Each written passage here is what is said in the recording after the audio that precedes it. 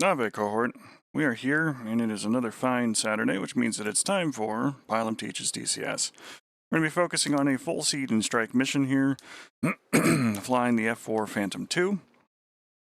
So let's go ahead and get right into it, and we will do our walk around and talk about what we're accomplishing here today. As typical, this is a Pantheon Initiative training type scenario and all that fun stuff.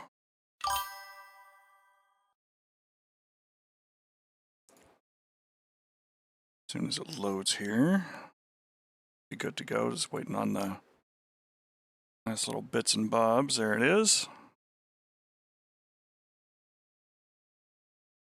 All right.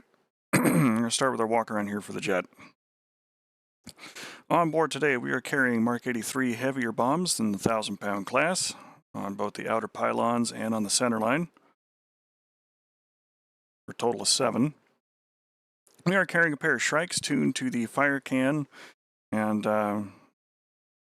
flat face search radar systems on our special pylon racks. And of course, our usual defensive armaments of Sidewinders and Sparrows. In this case, they are L model Sidewinders and F model Sparrows, as this is a mission tuned for 1975. We are not alone in our efforts today, as we are paving the way for bombers. And we do have some other fighters that are going up to perform other missions, chiefly in terms of cap and other strike.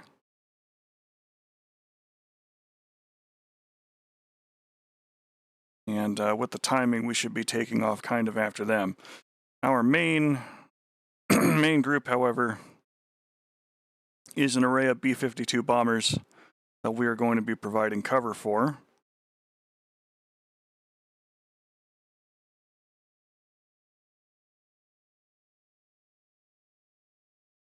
And it is only now in hindsight that I believe, yeah, I didn't change the skin on this particular aircraft. So we'll be refueling from a very civilian airliner, and that's okay. Our goal is to go ahead and take off from our base here at, where is this place? Hildesheim.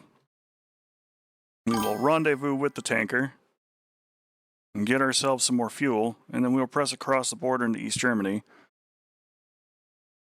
with our primary target being this runway here at Briest.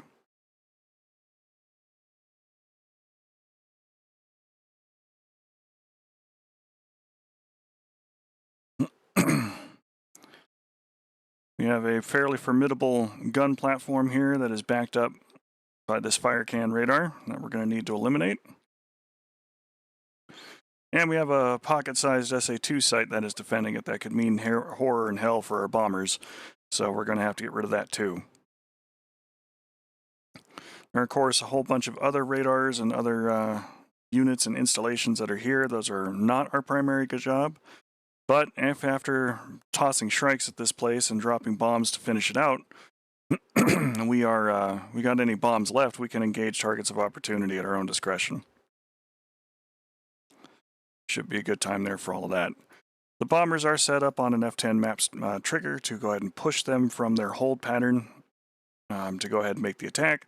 So we have plenty of time to go up, grab ourselves a new fresh load of fuel, and then proceed back. We've also got some fighters that are coming home that have flown a cap mission. You can see they're a little lighter on the weapons. They've managed to use some, so we're going to have to take advantage of this opening while everybody's coming home and get in and do our job. My plan for this one, for myself, is to get the gas, drop down to low altitude, and proceed across the border, hopefully avoiding any kind of radar installations or being detected in that fashion, as we're going to be out ahead of the bombers. And then execute a pop-up attack trying to attack that SAM site. Once we do that, we'll linger in the area to keep the bombers as safe as we can. And then we'll fly home. So let's go ahead and unpause. Everything's kind of already in motion. And our alignment is starting. You got the Jennies going? I can start the alignment. Roger that.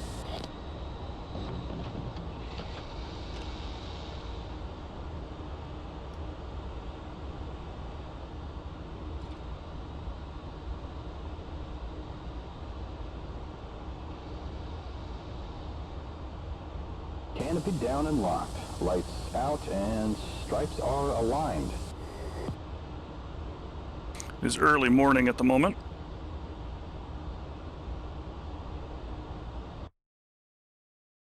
And we're just going to go ahead and preemptively tune our TACAN here to 11 X-ray.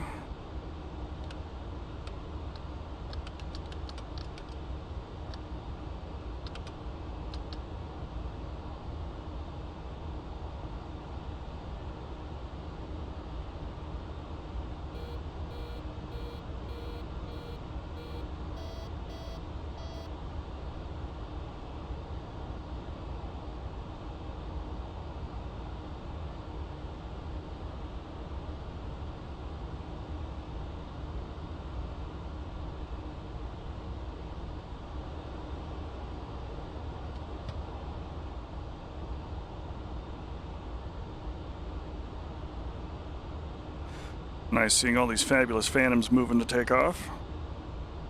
There's one of our other strike aircraft moving through, cluster bombs and walleyes.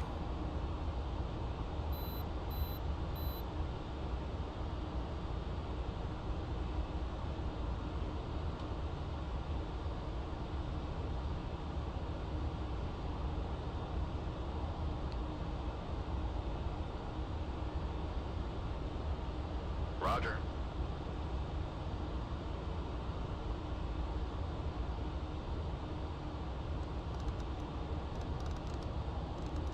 Yes, sir. Chalk's out. Go get him, sir. Pew, pew, pew, pew. Disconnecting.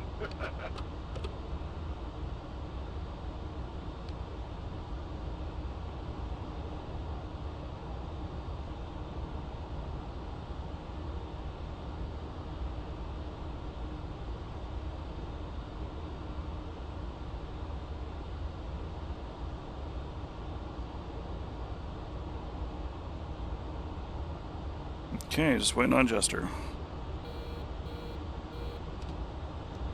That's the click. You can go primary sync now. Alignment's done. Ready to taxi. I've been looking forward to this all day. Slats out.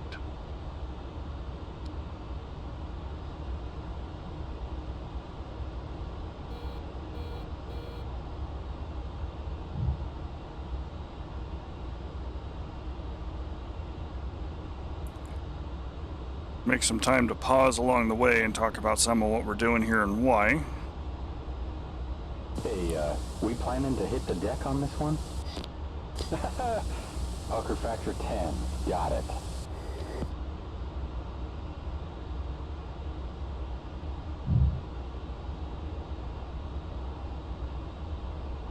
But broadly, we're looking to go in low to avoid detection. Flying a little bit like an interdictor. Because we really don't want to get shot by an SA-2 at longer range. That really defeats the purpose behind what we're doing today.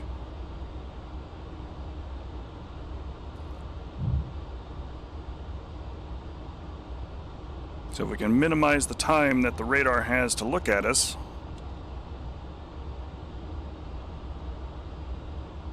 we should be able to conduct our attack relatively safely.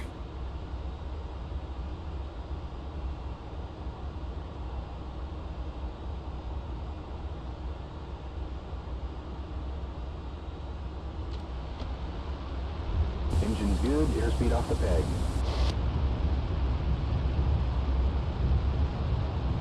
80 knots.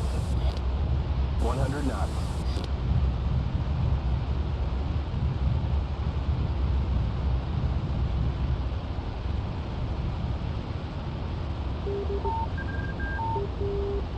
It was a little harrowing. Morning, Chief. Gears moving. And, nails, I'm showing nails, 10 o'clock. 10 o'clock. Flaps up. Gear up.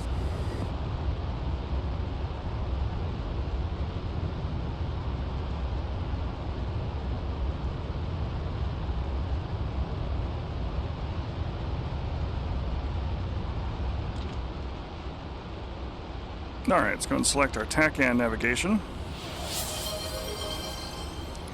Morning, Chief. We're rocking out with some of the typical blueberry flavored coffee. Just the smallest dash of cream, no sugar. We've got traffic at our 4 o'clock.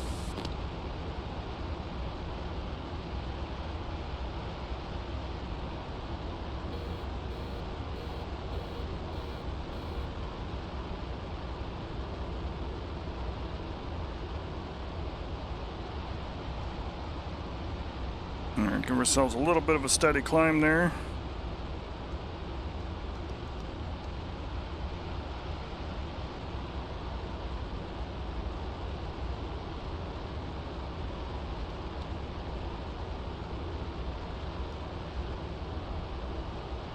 And we'll do some adjustment to our lights here.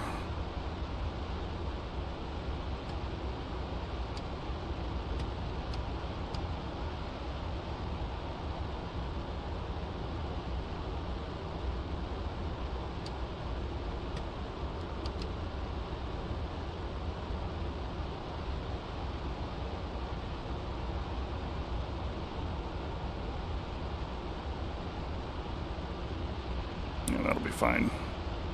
At least for now.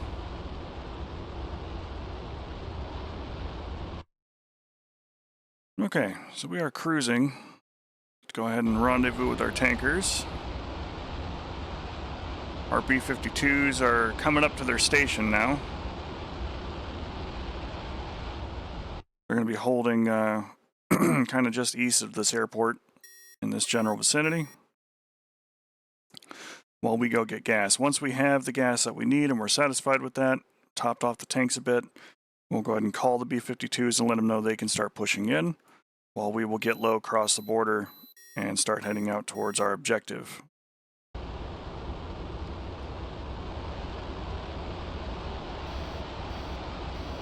Nails 8 o'clock.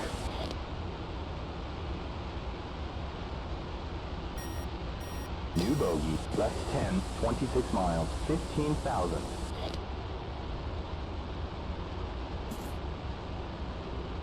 Good IFF, he's a friendly.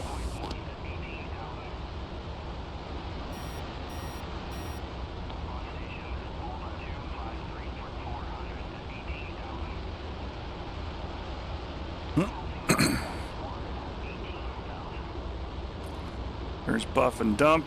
We should have Kenworth being the other one here.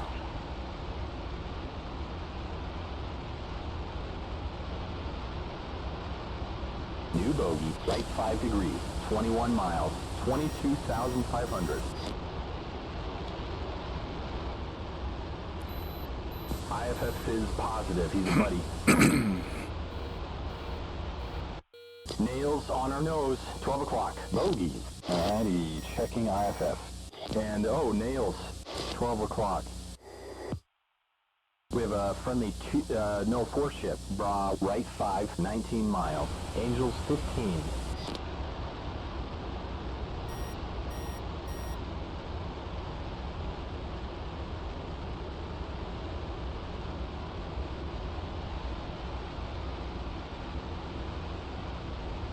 I'm going to check in with our tanker here. Texaco 1-1, infield 1, request rejoin.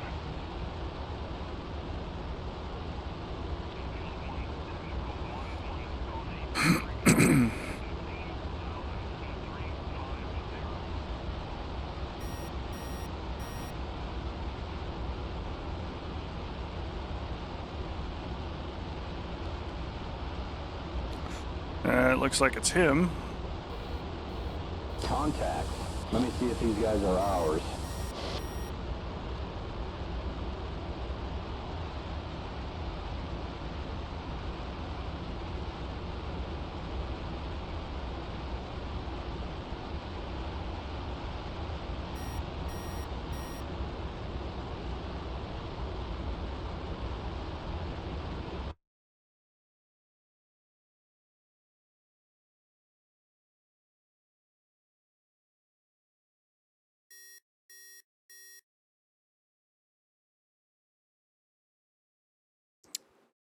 For some reason, his hold waypoint is back and forth there.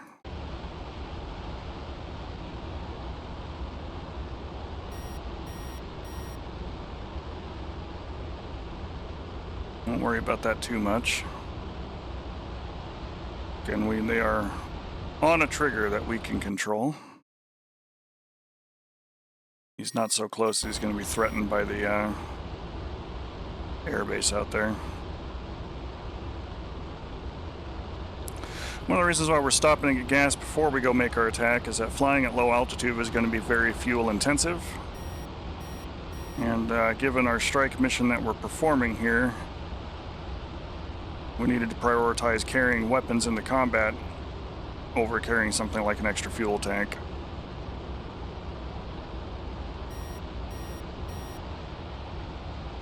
So we'll top off a little bit with the tanker. And if we need to on the way home, we can hit him again, pick up a couple thousand pounds before cruising the rest of the way back. Mud, 1 o'clock, SA2.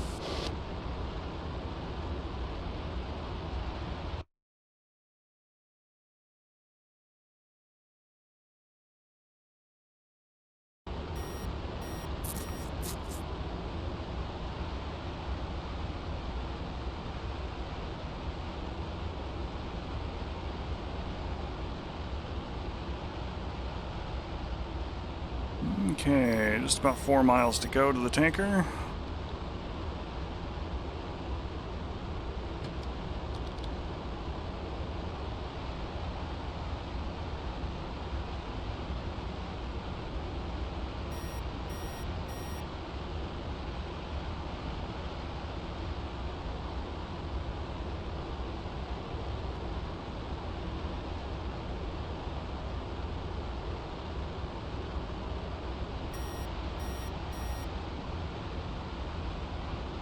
Looks like he might be turning around.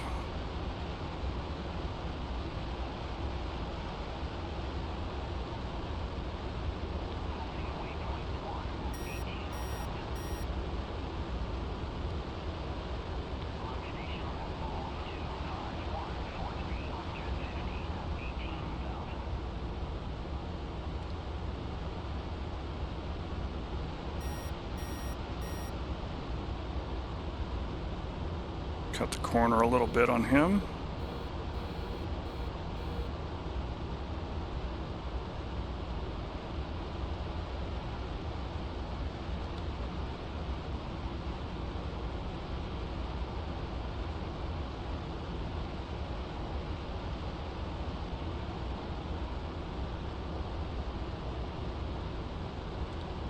His lights are on, we're within half a mile.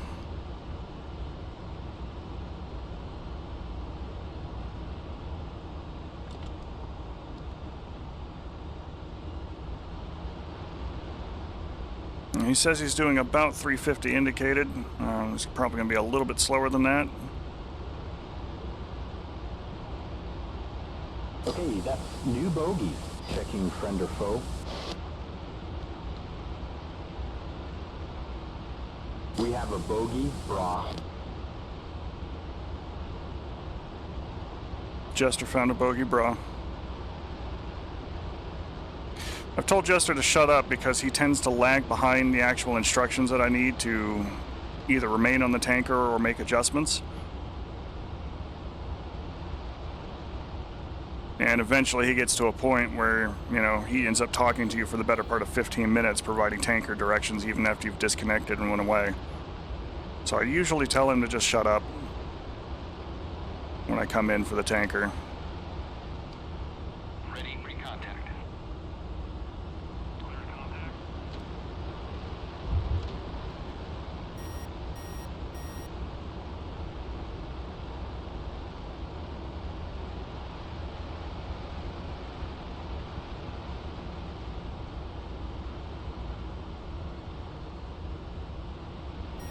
Man, oh man, Mr. Tanker, you could have turned your brights on.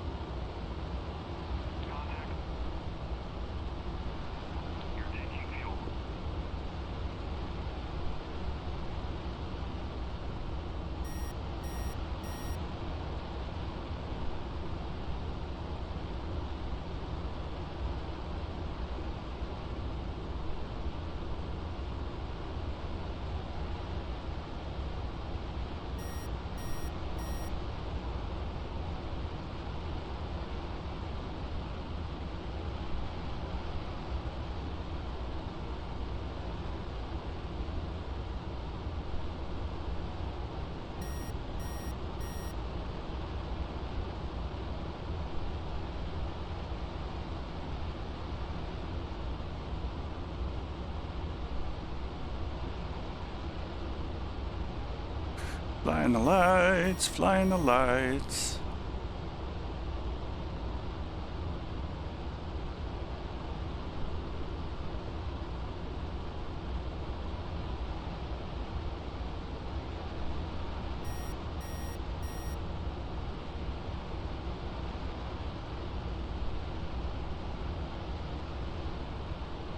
Playing ever so gently with my throttles.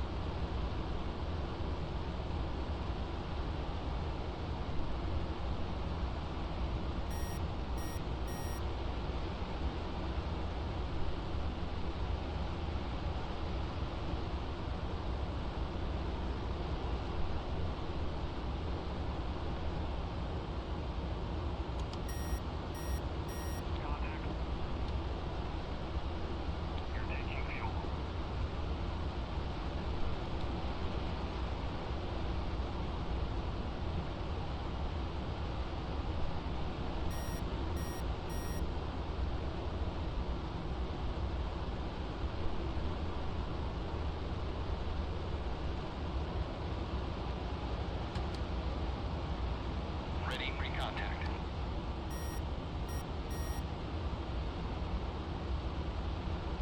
Oh, you know what? I think it's, because we're at 11,000 pounds, it's close enough that it is getting the back pressure. Report rejoin. So we'll call that one good. Still, got it in basically one pull. 2 with that minor extra touch. Alright, we're going to leave the TACAN beacon set to him because we might need him on the way home. Well, let's go ahead and kill our lights.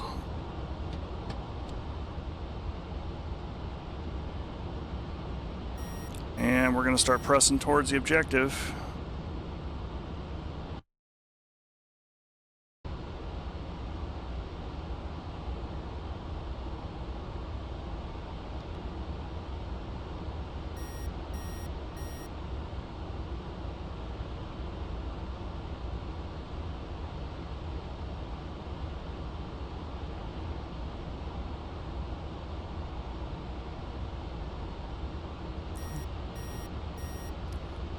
That's what I wanted.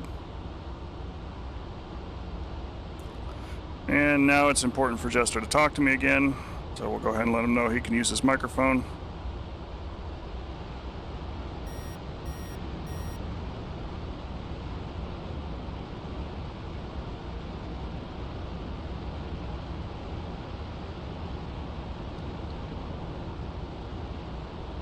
And presumably, we're doing actual mission-related type things, as we are now crossing the border into East Germany.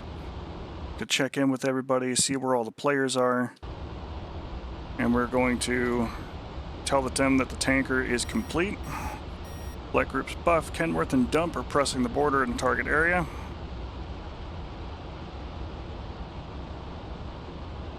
So now we're racing the bombers.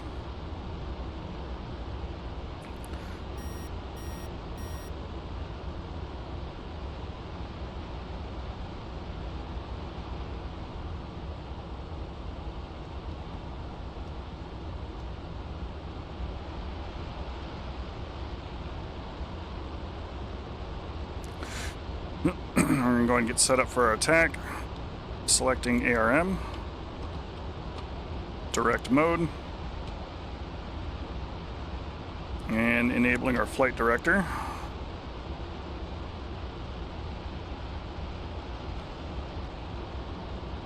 Try and get myself into a better trim for low altitude flying here. Air to ground mode on the HUD is set.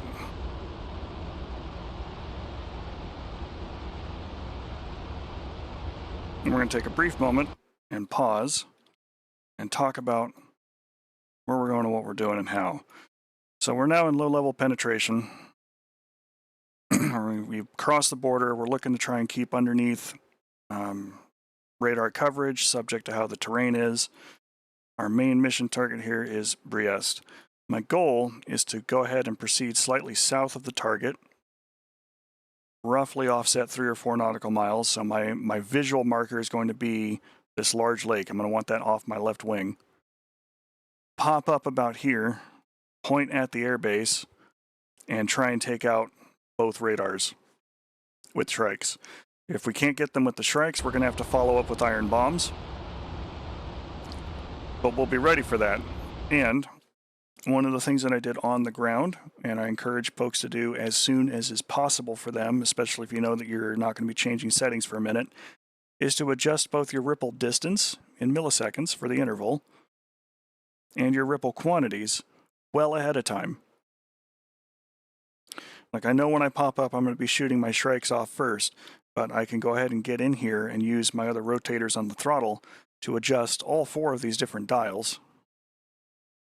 So I can go from ARMs to bombs, from direct to DT, and since my ripple settings are already configured, we can engage targets on the ground very quickly with additional bombs.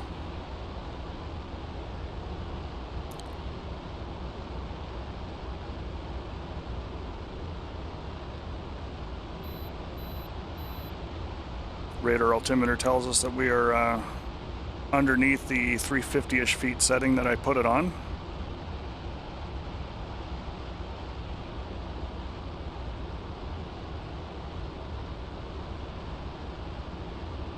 The other advantage to tacking south to north is not having to deal as much with the sun.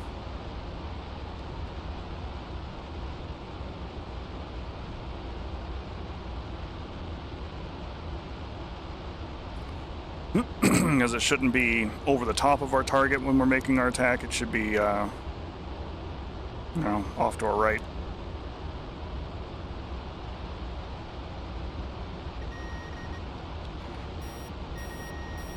Starting to pick up a signal from the fire can system.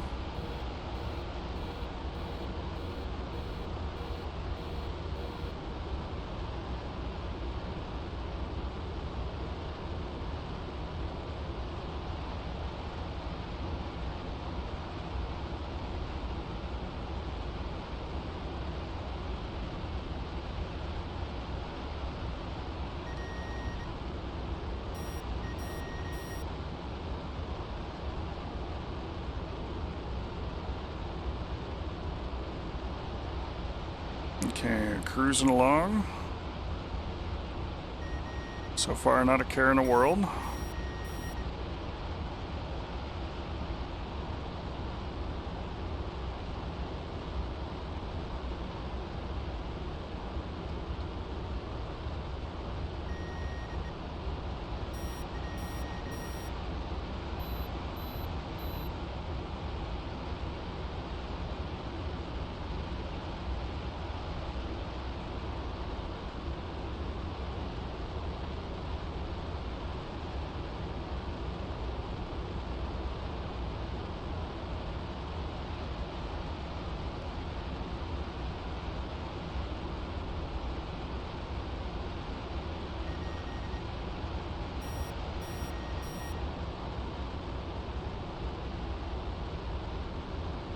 About 25 or so miles.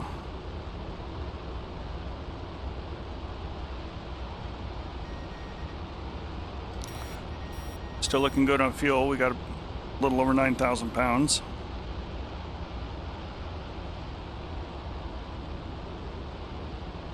Overall, this particular strike and the penetration phase is rather short, as some of these missions tend to go.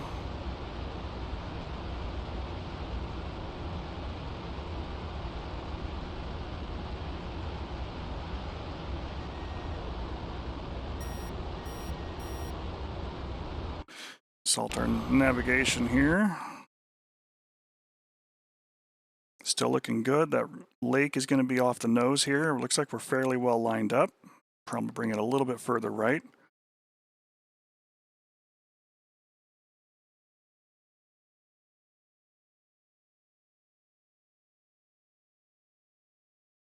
As far as our bombers go,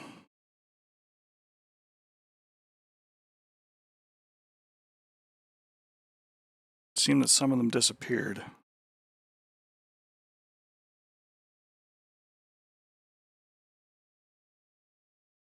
Oh, because they collided. Okay. Nope, that's why we have multiple groups of bombers going.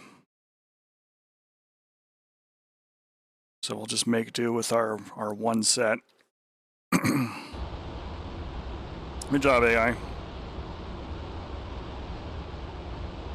You could do things perfectly well a dozen times in testing, but, you know, show up for stream and all of a sudden things are a problem.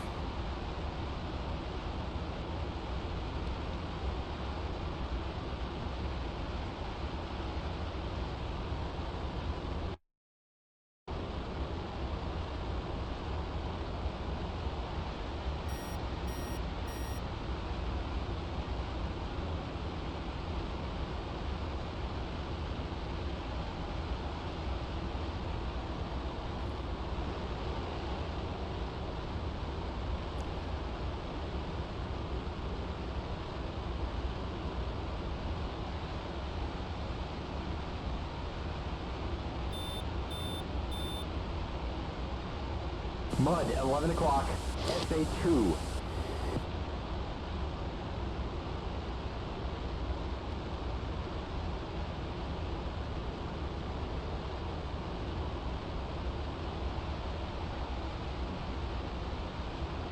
Okay, we can really start seeing that waypoint needle starting to move.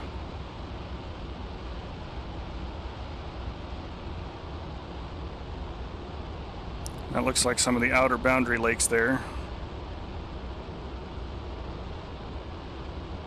Here comes our big lake, pushing the full afterburner.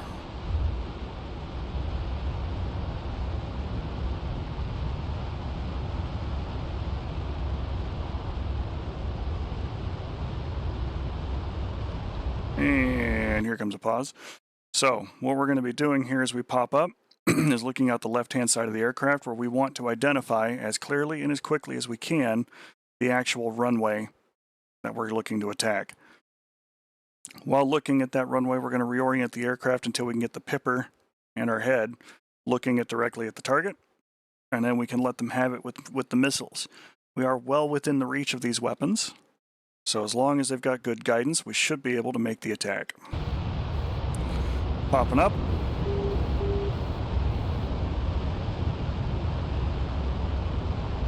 It looks like a runway to me.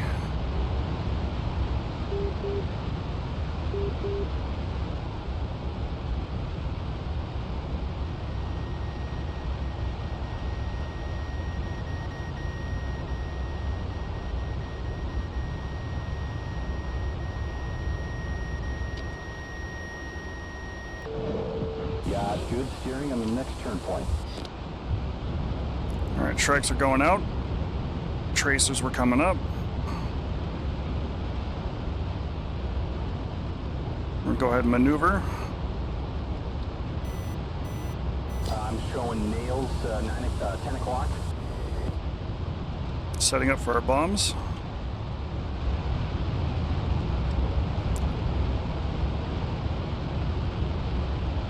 Now, MCOM has reported to us that a pair of MiG-19s are coming up to investigate, but having used the Willie Pete markers for our sight, we can see that we got a couple of good hits there. And something's on fire, which means we probably hit something valuable enough that that's why they're sending MiGs out to investigate.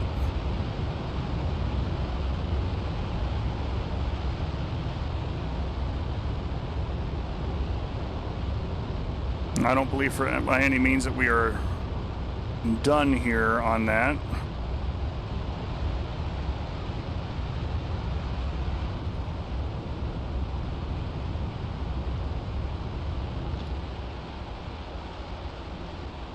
But we're not getting beetle deedles from the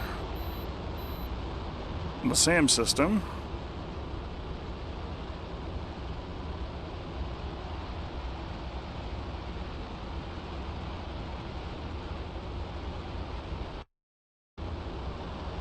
Oh, Jester gave us the next damn steer point. That's why I'm confused about where I'm looking and orienting.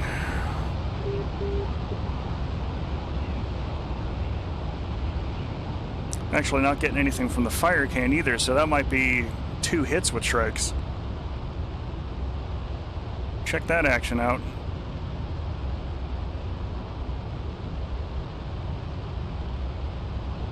I'm captured. Alright, and pickle times 2.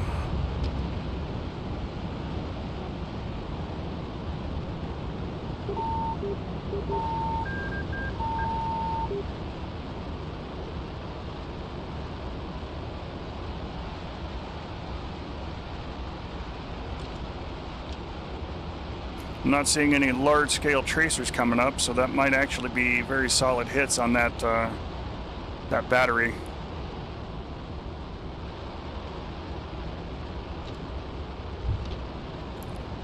I'm going to turn and attack the rest of this A2 site, which should be that other little puff down there.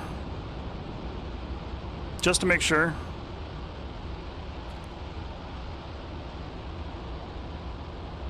Captured. That's 14.55 coming up.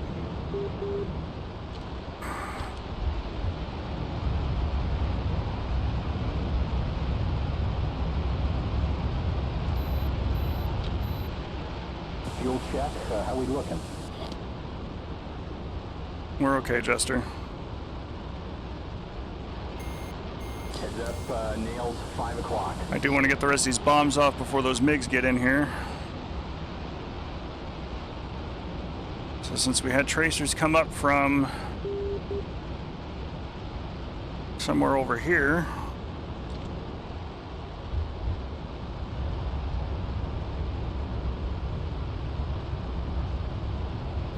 we'll pop up and give them the beans and then get ready for these fighters.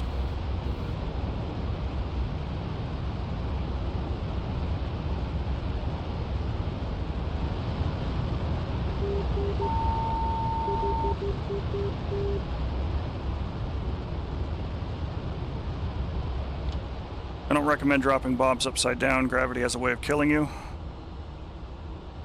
And captured.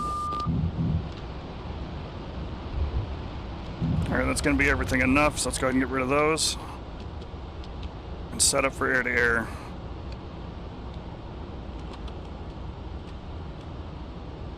There are friendlies.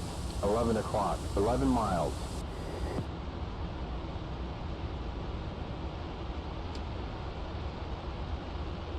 Magic 1-1. In field 1. Request bogey dope.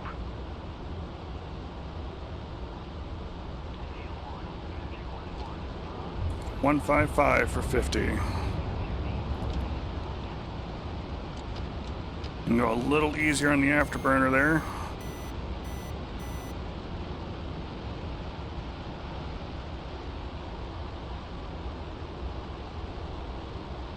It's got 5,000 pounds, so hopefully we can end this fight very quickly. And then start making for home. That said, our bombers are right on time.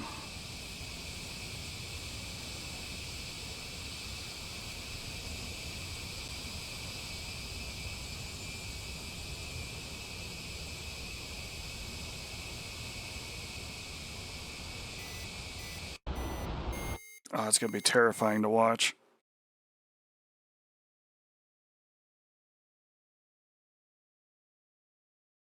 Go from ground level. Or nearly ground level.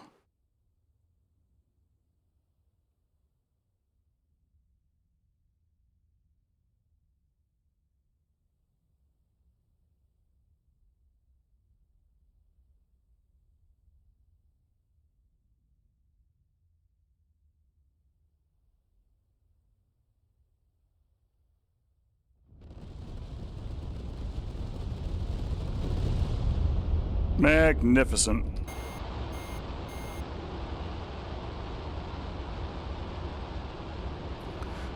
All right, Jester, look alive.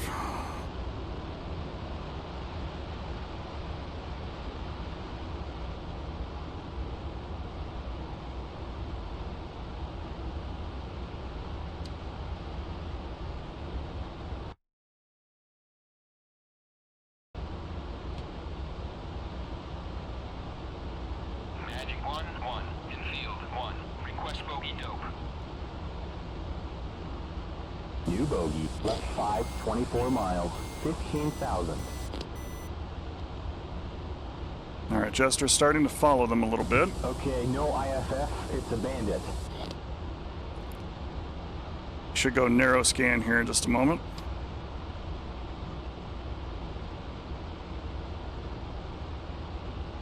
Locking bandit, left 5, 22 miles. Good luck.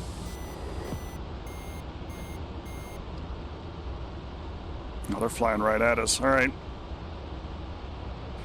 Hopefully that means we can get a good intercept with a couple of weapons.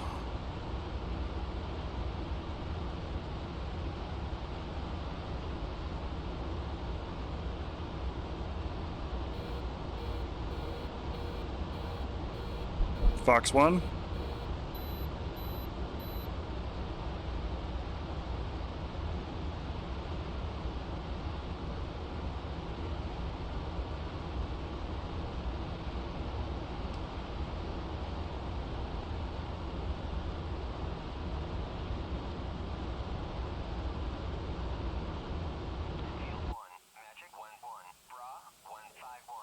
Kill him. Splash bandit. All right, scanning the sky again.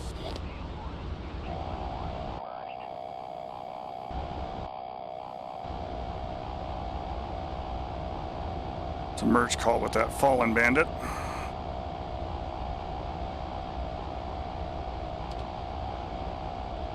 Magic 1-1 in field 1. Request bogey dope.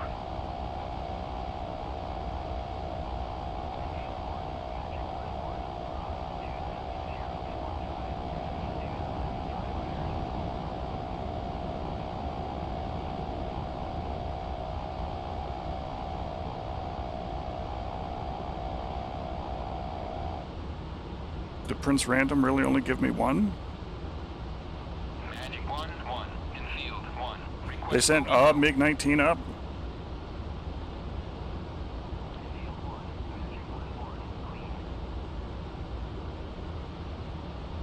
Okay, I'm not going to argue.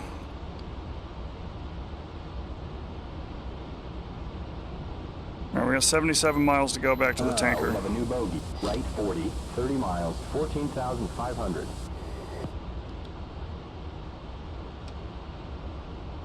Good Turn my IFF, roll friendly. stab back on. And we'll start pushing back for the tanker. Out of curiosity, though, how far is it home? Okay, that's a contact. Right 15, 29 miles, 13,500. All right. IFF is positive he's a buddy. You got steering to the next point. 101 miles. All right.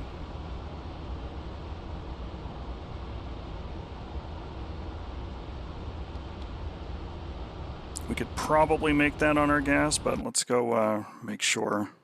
Okay, that's a new bogey. Right 15, 28 miles, 23,500.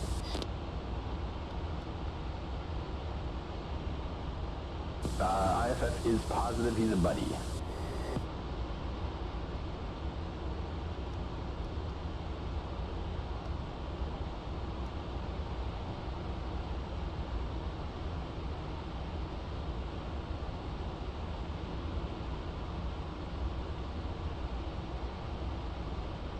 I see a contact. Right 20 degrees, 27 miles, 17,000. All right, our bombers are getting closer to going back across the border. Paints, it's a friendly. So we've done our job for providing a little bit of cap as well. Foxtrot Sparrow did its job. A note there with the Foxtrot model Sparrows as well. For the F-4, you need 2 seconds of captured time on your target before the seeker head and everything else is aligned and can track the radar signal. For the Echo model Sparrows, in either variant you need 4 seconds, and for the Mike variants you can pull the trigger as soon as you got a lock.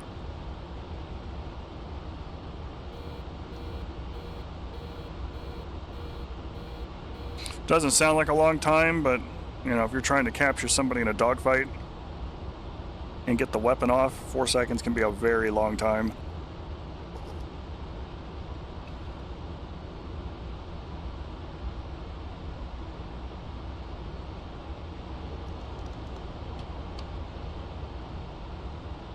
I'm gonna put myself in an autopilot hold. We're gonna go down and do some BDA on our target area, playing the role of a RF-8 Crusader coming in to take a peek and just see how the bombs did.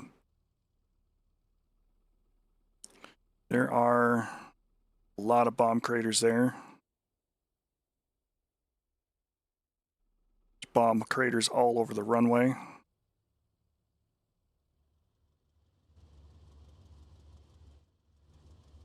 Some of the armor that was displaced from the runway is undamaged, but some of the others that are close to it, very much so.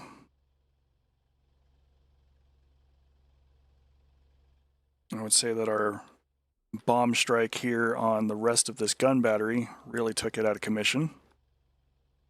We had some tracers come up after us when we first got here, but as soon as both radars went down, which again, by the way it looks,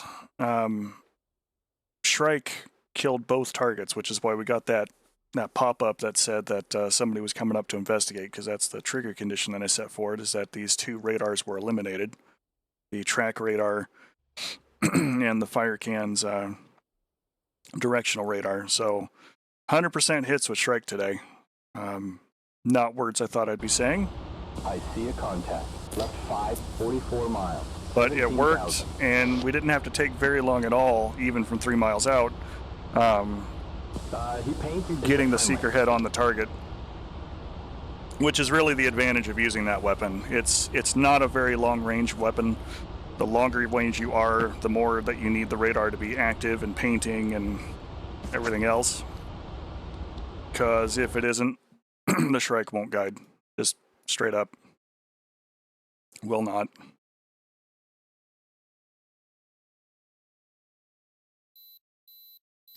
Looks like our original fighter groups got down here safe and sound.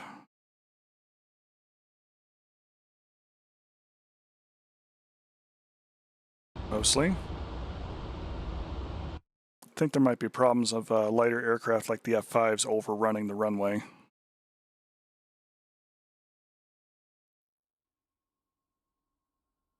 Judging by, you know, that.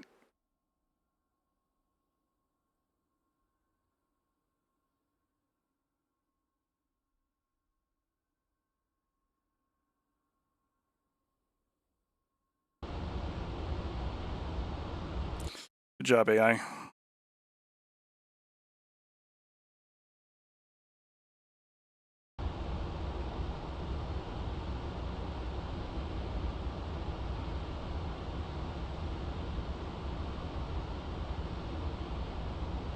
Our fuel consumption's actually not that bad. It does. It does indeed, Chief. Alright, and as I recall, I do have a TACAN beacon on the base, which is on 126 X-ray. Okay, that's a bogey. Left 5, 38 miles, 19,500.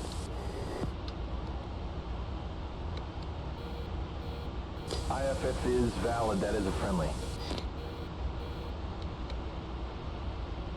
We do have a little bit of drift from our flight, so we'll go ahead and use TACAN navigation to get home.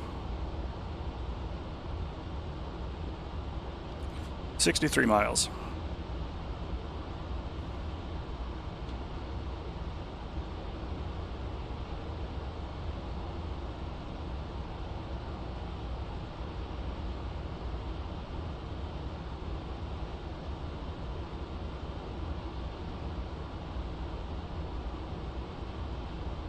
Alright, got some bogeys. Let me see if these guys are ours.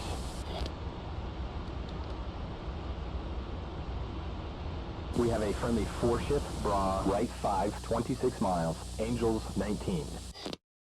The B-52s are actually going to Hanover, which is significantly longer of a runway.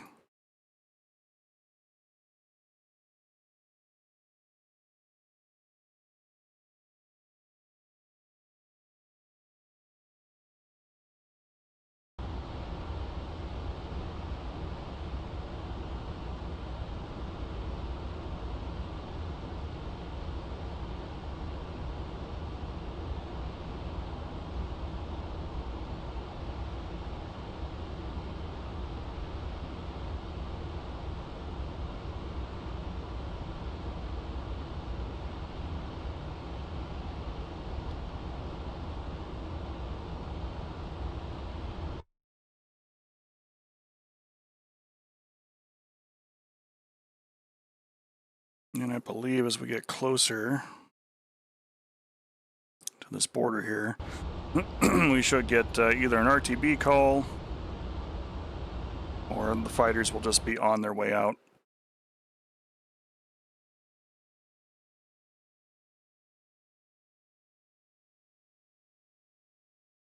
Our cap station will no longer be necessary, at least for this sortie.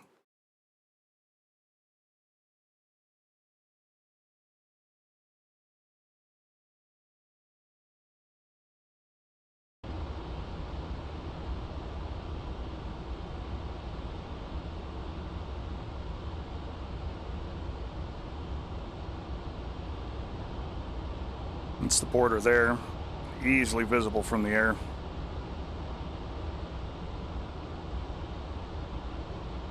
It's a brief discussion in PI chat as one of the folks there, one of the younger kids, who's not part of the group, but hangs out with us a lot anyway.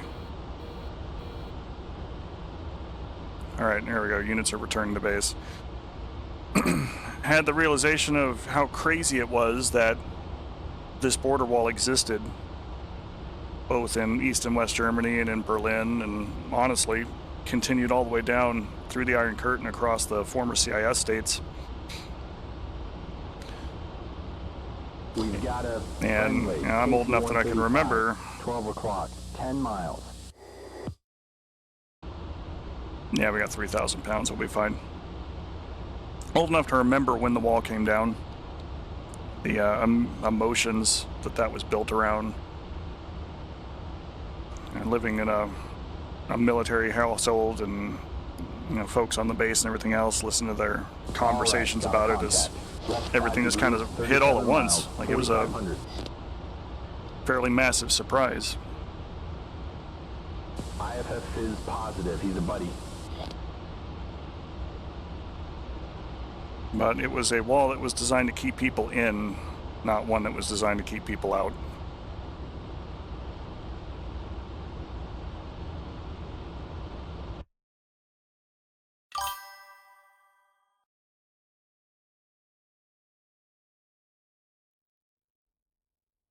And like we come down, we take a peek at this, and Arma 3 actually does this one really well for the Weferlingen map. Hey buddy, fuel check. We're fine, Jester, don't worry about it.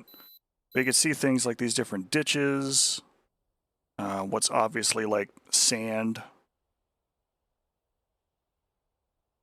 the way the wall is even set up, the direction the barbed wire is facing. Like it's all designed to stop somebody from getting out more than it is designed for somebody, getting in.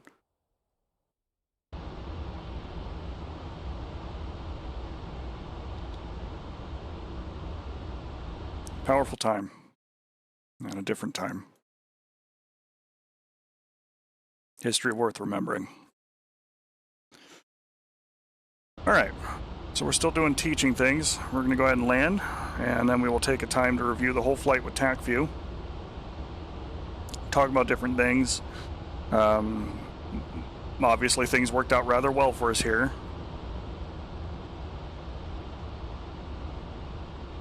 Barring the AI doing things like colliding with one another and overrunning runways and things of that nature.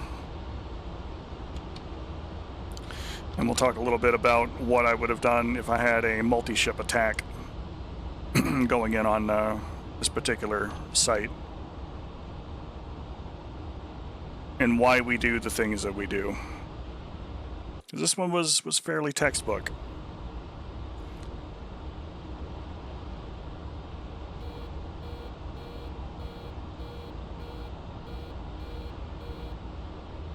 And mostly exploitive of the systems of the day and that kind of thing. All right, going to turn our nose wheel light to landing mode. Turn on our exterior lights. And we're going to begin our descent to about 1500 AGL.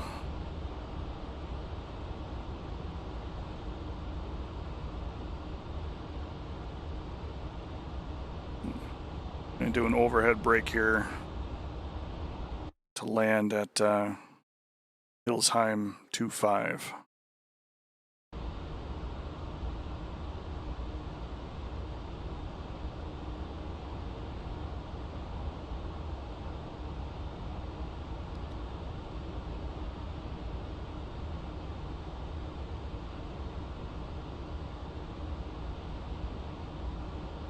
And we'll bump her seat up,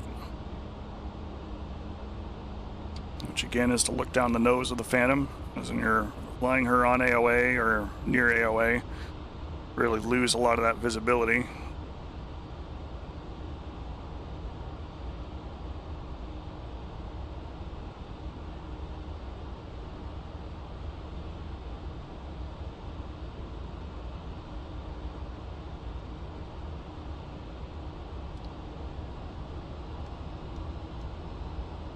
Adjust her trim a little bit.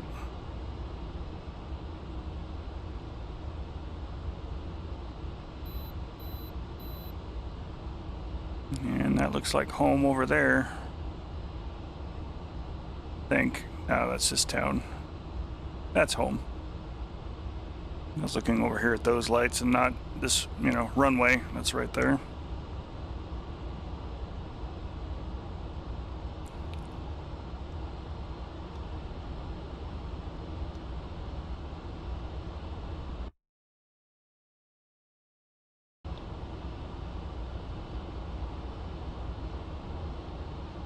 I'm just going to turn my mirrors on here for a minute.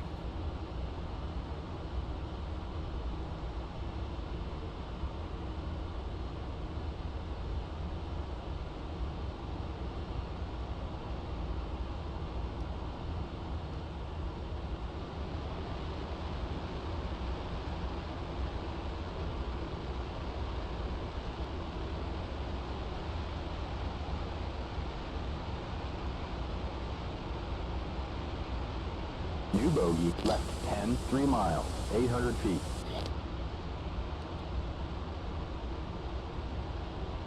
Positive IFF return, target is a friendly. 2,600 pounds, we're going to be a little floaty.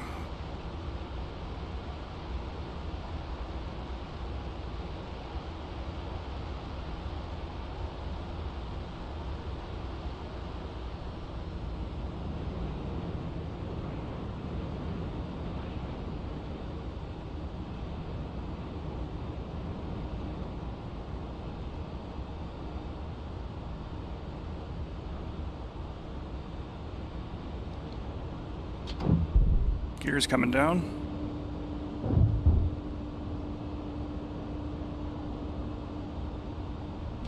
Flaps coming down, adjusting our trim.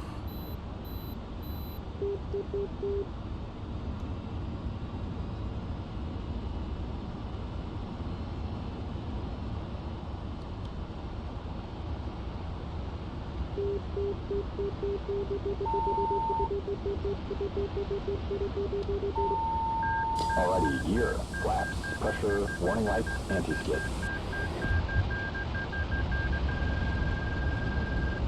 500. Overshoot a little bit, but that's correctable.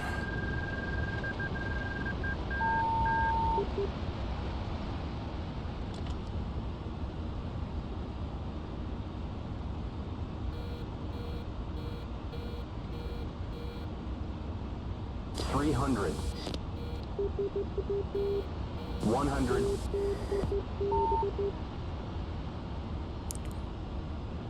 Oh, this runway sucks.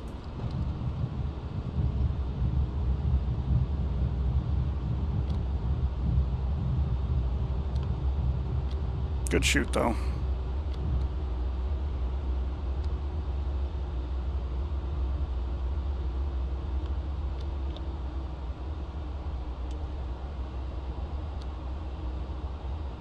Itself, don't use this runway again. This is a Vigan base.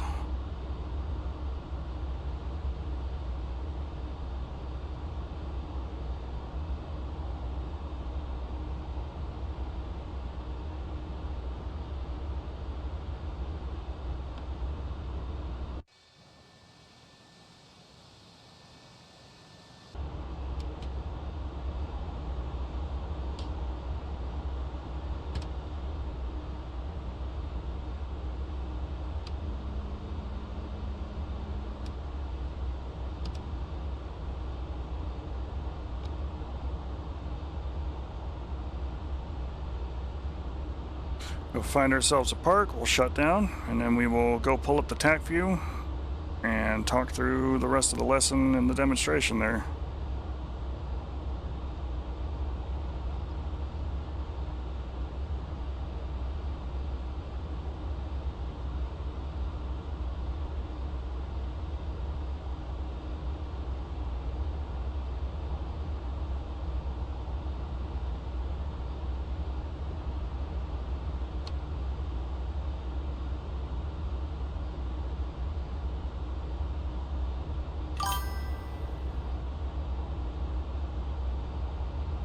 Thanks, Chief.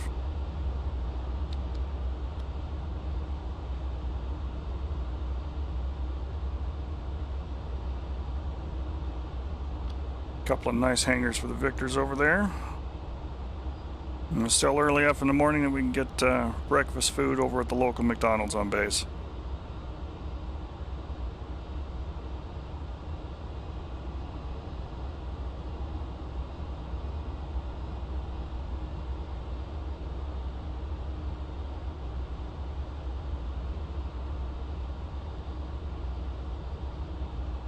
Nad's starting up here in about a minute. I'm going to use that time to get set up for TAC view. So for those of you who are stuck with that ad, we will be back very shortly.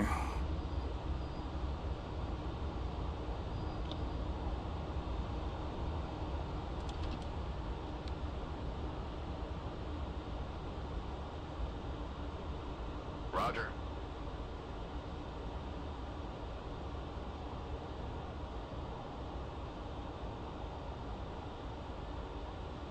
Wilcox in.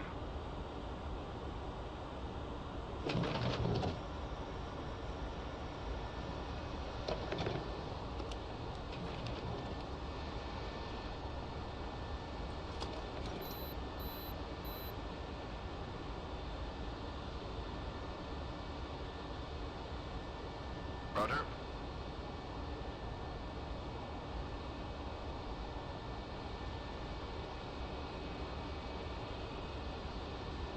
Yep, done.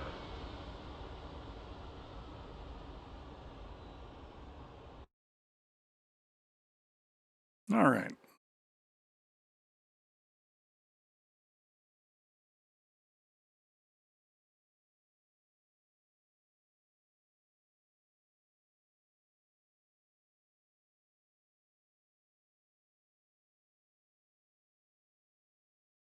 Let's go ahead and flip things over to TAC view so people can see it.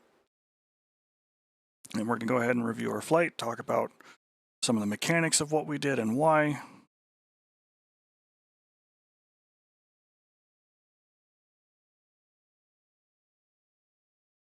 Close out from DCS here too while we're doing that.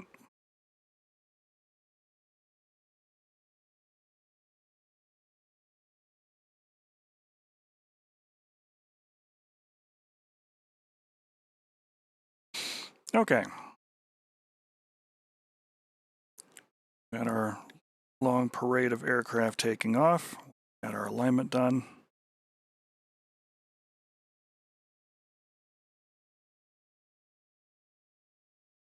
And we cruised down here. So the first thing that we did was we came out to the tanker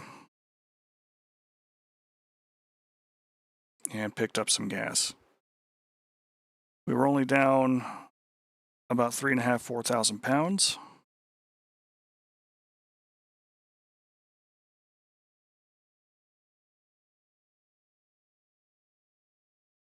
So we got back up to nearly a full tank of gas at 11,000 pounds and then disconnected from the tanker.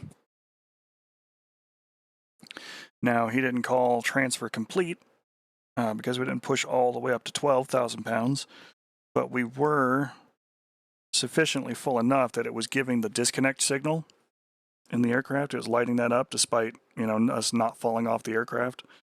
Due to the fact that the pressure in the tanks was nearly full.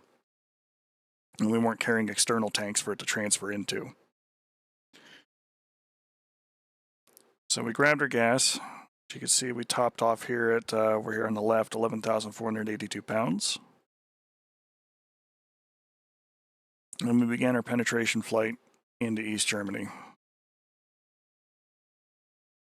Now we're down here low, and while this was like hypothetical training mission land and I didn't have a whole lot of other things out here outside of our mission targets, if I did have other things out here looking around and patrolling the skies, like what we see on the State Scarlet mission that's running on the Pantheon Initiative servers on a pretty much daily basis here at this point, there are early warning radars that can locate your aircraft and direct fighters to attack you. There are other SAM sites that are guarding the border that can attack you.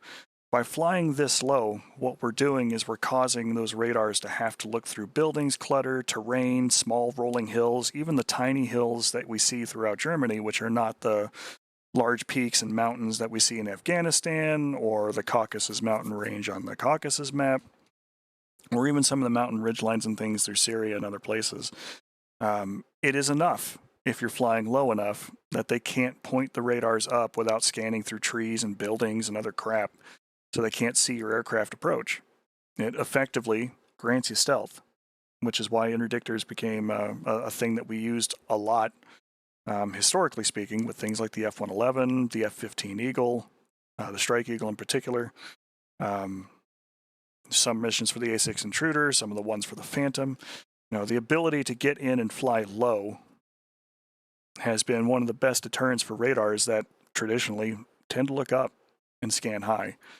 Now we do see a lot of modern systems that are capable of not just tracking an aircraft that's this low, but are fast enough to engage aircraft that are this low, which is where you get things like Shilkas and SA-15s and those kinds of systems that are designed on purpose to kill aircraft that are flying low and quick.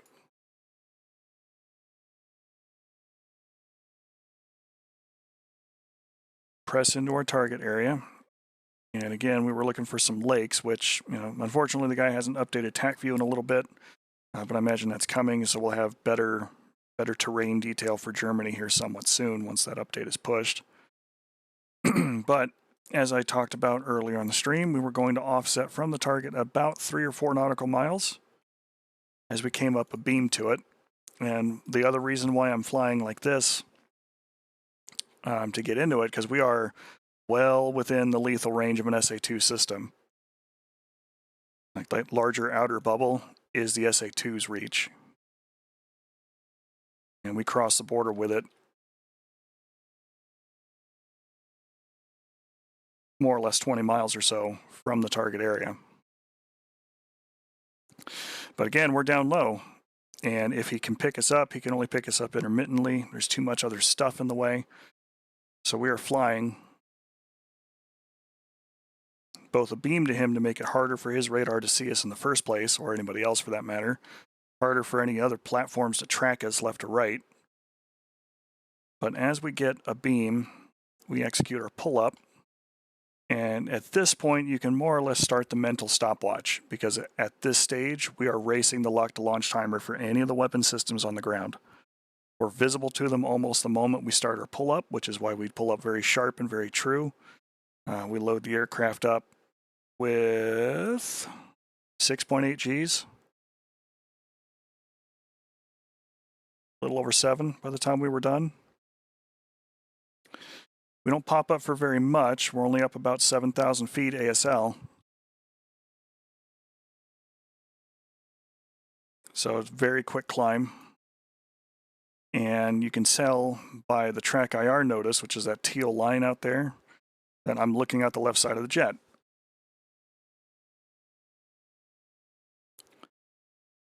And I'm trying to acquire my target area down here.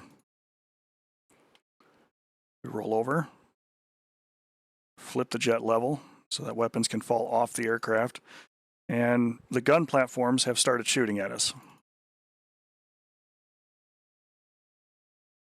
Like the S-60s and the KS-19s are rattling away at us with their large weapons. But we don't spend too much time pointed at the target. We're here more or less at 128.0 right on the dot. And by the time we get to the point where we have thrown strikes off the jet, it's 15 seconds. Very short.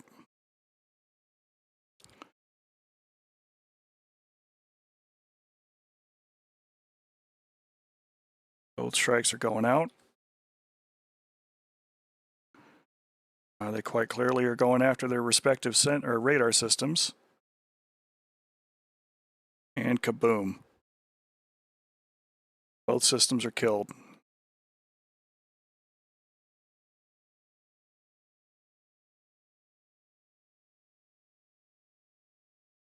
Now this unfortunately doesn't take out all of the guns that are down there, but it does get rid of the radar director, which makes them a lot less accurate. But we are quick to go ahead and follow up on the gun platforms to drop a pair of Mark 83s in DT modes, because DT allows us to make very quick strikes simply by pointing the nose where we want things to go, locking that area with the radar, which if you're doing with that with a manual backseater, tell them to capture the target. The backseater's responsibility at that point is to look for the largest radar return, which should be the ground in bore sight, and lock onto it as if they were locking onto an aircraft with a full action trigger pull. Once captured, that will provide ranging information to the F-4's onboard computer. The pilot can press and hold the pickle button, pull up a little bit, and when parameters are good, those bombs are going to come off the wing. And the accuracy should be sufficient when you're dropping in pairs or quartets to really put at least one bomb right where it wanted to go. And in this case, we had one bomb overshoot, but the other bomb struck true and at least damaged some of the vehicles and things that were there and outright killed one of them. We weren't done yet. We wanted to attack the rest of the SAM site. The BRDM fired 14.5 at us. We dropped a pair of bombs, which hit the SAM site very squarely and eliminated all of the rest of it. The radars were done. That site was effectively neutralized, but we made sure that they couldn't use any of the missiles at all. This was too close. I boarded that attack, and Extend elected to pop all the way back up, roll over, and we dropped bombs kind of in the middle of the field there. And while I had at least one more Mark 83 on board at that point, I was concerned about the fighters coming in, which Prince Random only gave us one. Praise for that. Oh yeah, our B-52 group came in.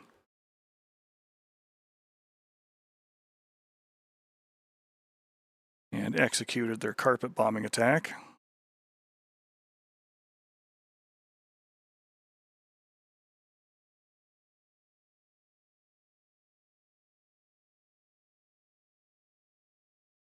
They're now several tons lighter.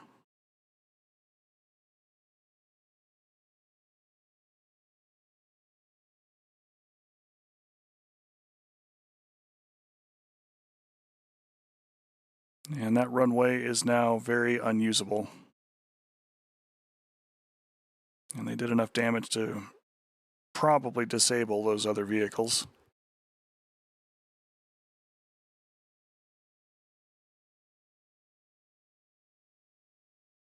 We cruised out towards this MiG-19. We were configured for air-to-air at this point, got 4,600 pounds in the tank.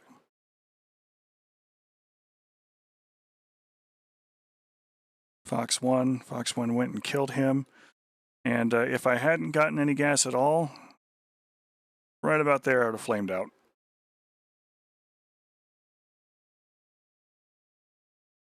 Which is why we picked up gas on the way in. Know the limits of your aircraft, understand how far your combat radius actually is, and make use of tankers strategically to go out and perform whatever mission it is you're doing.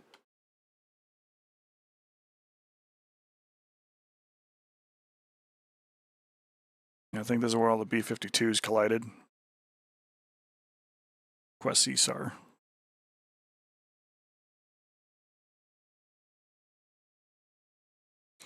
Came in over the top of the airbase. Overhead brake. And touchdown. So let's go back to the meat and potatoes here of this one, and we'll talk a little bit about why we did what we did and what we would have done differently if we would have had more than one aircraft.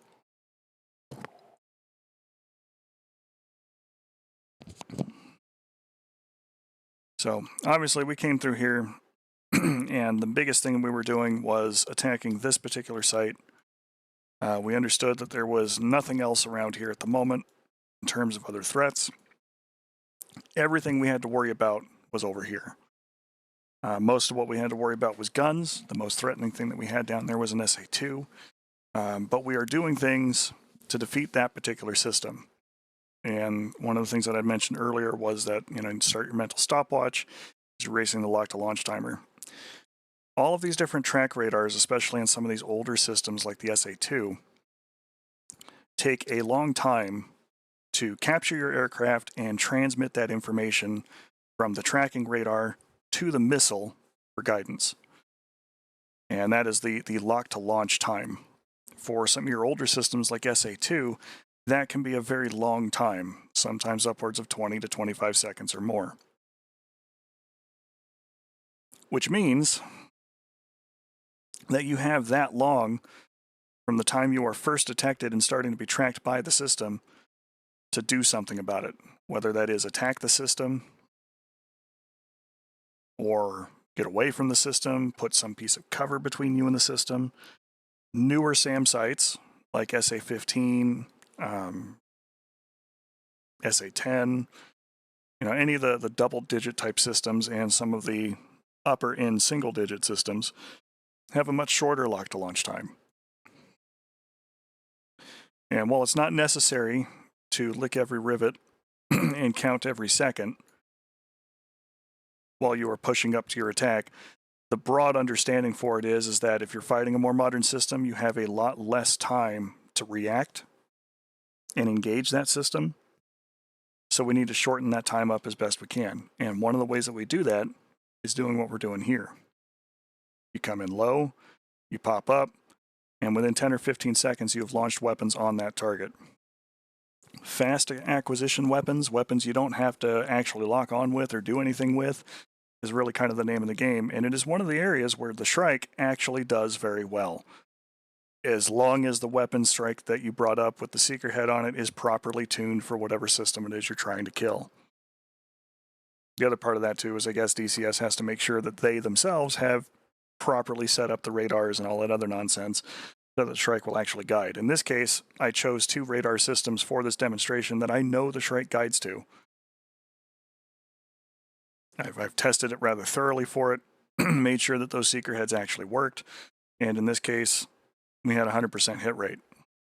Sometimes the Shrikes, especially at a longer range type shot, will run out of energy very quickly and then just kind of flounder and fall slightly short of the target. The other thing too is that these have Willy Pete markers on them, which is an optional installation that you can choose when you're inside the armament menu. Click on the little orange tick mark in the corner of the Shrike's page so you can choose which seeker head you're using and whether or not it has a Willy Pete charge. The white phosphorus marker lasts for about a minute, which is what we then use to follow up immediately on, let's go attack this thing. Because quite honestly, in these lighting conditions, popping down, looking at this target area here, the only reason that I knew that these targets were there, outside of having placed them myself, but as far as what exactly that target area looks like, because I didn't fly this one even to test it until, just making sure that the aircraft will actually fly and do what they need to do and those triggers work. But I didn't come down and actually look at the target area from the cockpit of the aircraft until this morning when we came in to fight this.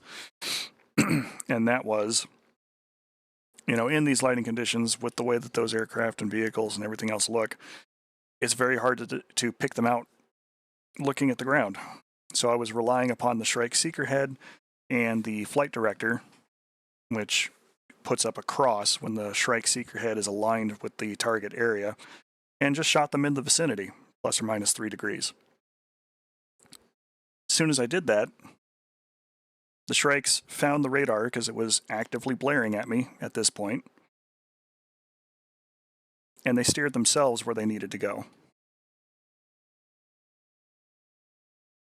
You can kind of see where they wobble a little bit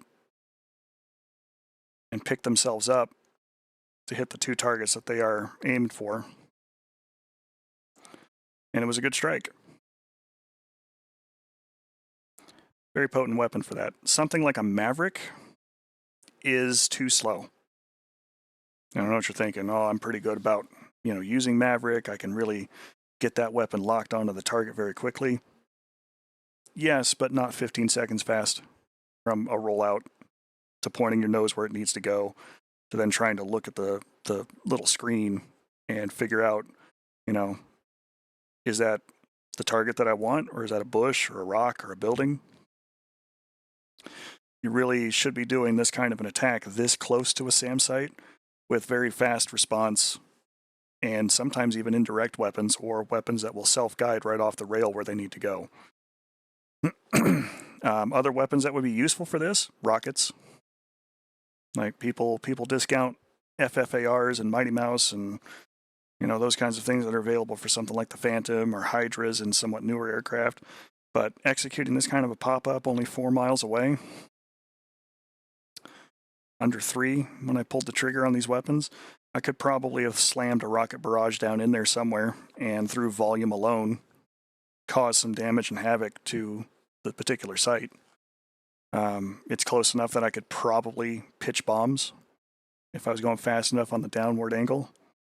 Do a little toss bomb in there to get those going. Any of those kinds of options are good. The big goal for something like this is you want to be fast because you're racing that lock to launch timer.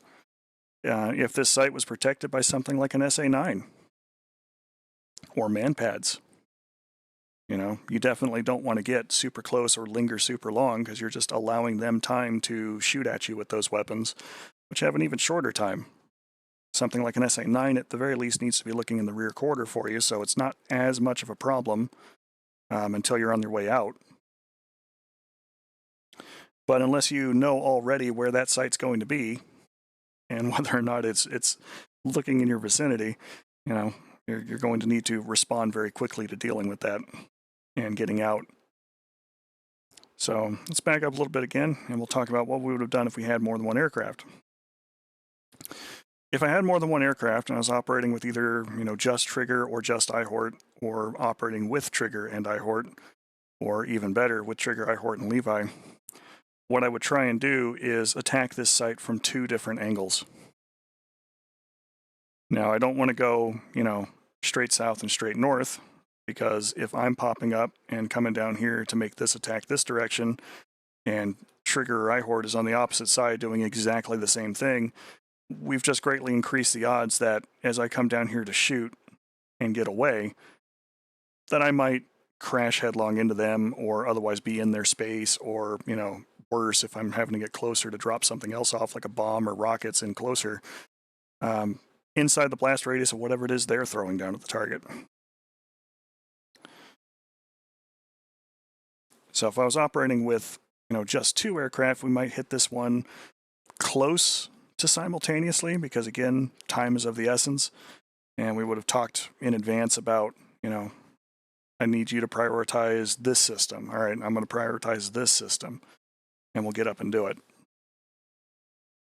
The other advantage that this gives us is that, if I'm over here and I'm pulling up and I'm looking out to the left, and Trigger's on the opposite side, or IHORT's on the opposite side, or Levi's on the opposite side, looking the opposite direction, you can keep an eye out on the general area and call out any missile launches that are traveling away from your aircraft and potentially going after theirs.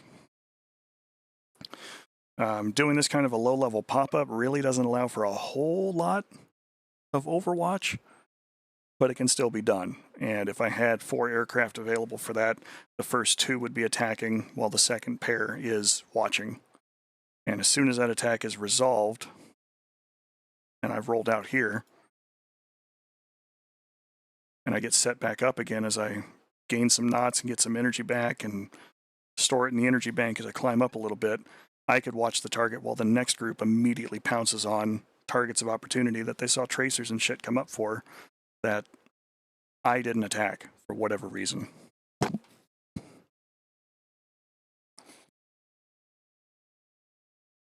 There were plenty of armored targets that were down here, but the big threat to the group that's actually coming in to blow things up was the longer range SA-2 that could start shooting at the bombers from 18-20 miles away while they're setting up for their bombing run.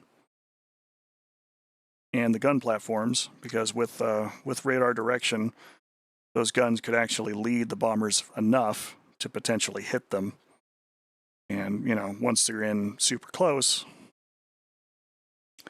those gun systems actually have a little bit of reach to them.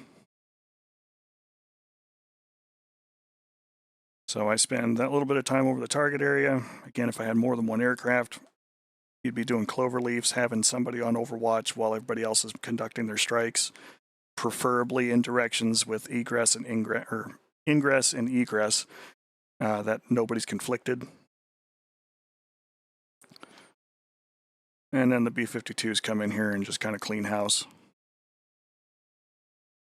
and are on their merry way.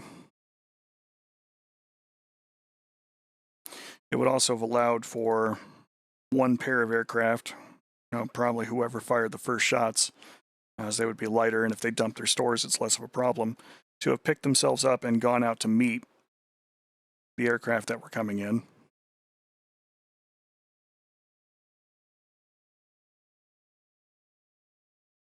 And then we could leave. The big thing is safety, working with one another, covering for one another, keeping an eye out for one another. You know, somebody should always be watching the AO while it's getting worked and communicating with the rest of the flight. It doesn't necessarily need to be the flight leader, but somebody on every pass, at least one person should be overhead looking at it, calling out defenses, tracers, missiles, whatever, while everybody else is conducting their strikes and keeping good standoff.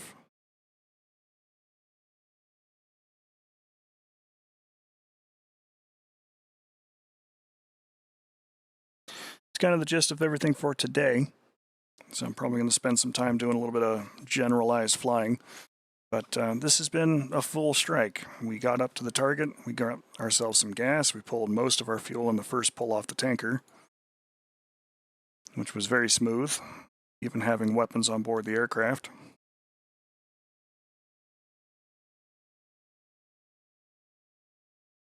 Actually, I kind of want to see what the what my other ambient aircraft were doing. Because these F-4s and F-5s were bombing a radar site.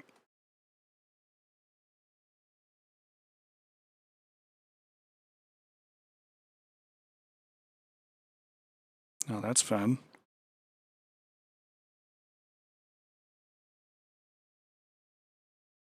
Cluster munitions burst almost as soon as they came off the jet.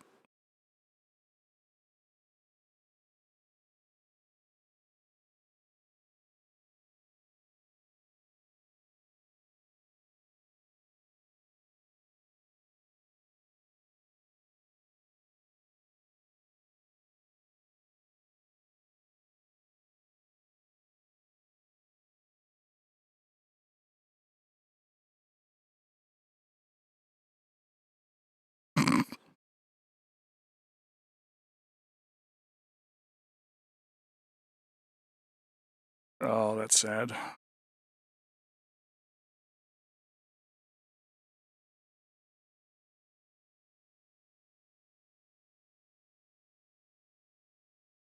That's so sad.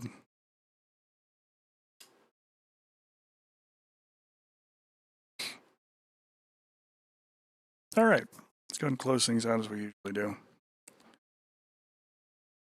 So today's training mission, everything else went rather well. Good time had by all. The usual weekly schedule is up there on the screen in front of you there. Monday, we'll be back for more DCS Happy Fun Time, probably on Germany, starting at 6 p.m. Pacific. We're going to follow that up with classic games, continue our playthrough of Secret of the Silver Blades. It's been pretty good so far with it.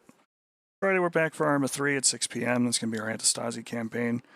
And then a week from today, we'll be back with Pilum Teaches DCS. And we're going to be carrying on more things with the F-4. Probably talking about some of the other weapon systems, making use of some of the electro-optical type systems like GB-8 and Walleye, and Bullpup. Working with the Bullpup missile to do some manual command line of sight radio guidance, which will be a good time. and probably fraught with inaccuracy in terms of hitting the actual target, because that's just how that works sometimes. With that, all the likes, all the follows, all the subscribes, those things really do keep the channel going. We're steadily climbing towards our follower goal of 250, so appreciate all of that. And we'll see what we can do there on those when we get there. If you have an Amazon Prime account, you do have access to one free Twitch subscription of your choice, and if you choose to spend that one here, I'm very grateful for it and will happily accept Bezos' money anytime, anywhere. If, however, that's not your thing, you prefer not to give either Bezos or Twitch your money and prefer to donate more directly to creators of your choice, you can do that at coffee.com/PilumJRomar. And we'll spend that money on coffee and coffee-related products, much like I've been drinking and sipping at here while we've been doing our thing. And you can catch this and other VODs on the YouTube channel there at PilumRomar. With that, folks, always ask for consent, try to communicate as best you can with your partners, try to be genuinely decent human beings, and I will catch up with you later on. Thanks for watching, folks. Have a fantastic day, fly stronger, and have fun. Pilum out.